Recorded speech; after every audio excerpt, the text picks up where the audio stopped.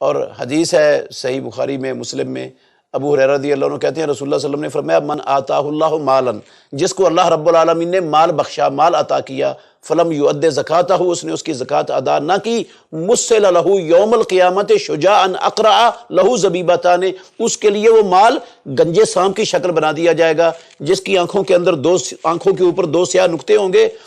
ثم یطوقہ، پھر اس کو اس کے گلے کے اندر ڈال دیا جائے گا، وہ اس کی باچھوں کو پکڑے گا اور اس کو چیرے گا اور ڈسے گا اور کہے گا انا کنزوں کا انا مالوں کا، میں تیرا وہ خزانہ ہوں، میں تیرا وہ مال ہوں جس پر تو دنیا میں سانپ بن کر خود بیٹھا ہوا تھا، اس میں سے اللہ رب العالمین کا حق نہیں ادا کرتا تھا۔ تو یہ جو مال کی زکوٰۃ ادا نہیں کرتے، اور رسول اللہ صلی اللہ علیہ وسلم نے فرمایا، آپ قرآن مجید کی آیت بے شک تلاوت کر لو، وَلَا يَحْسَبَنَّ الَّذِينَ يَبْخَلُونَ بِمَا آتَاهُمُ اللَّهُ مِنْ فَضْلِهِ هُوَ خَيْرٌ لَّهُمْ بَلْ هُوَ شَرٌّ لَّهُمْ سَيُطَوَّقُونَ مَا بَخِلُوا بِهِ يَوْمَ الْقِيَامَةِ۔ وہ لوگ گمان نہ کریں جو اللہ رب العالمین کی دیے ہوئے مال میں سے بخل کرتے ہیں کہ وہ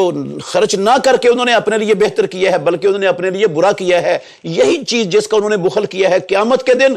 توق بنا کر ان کے گلے میں ڈال دیا جائے گا۔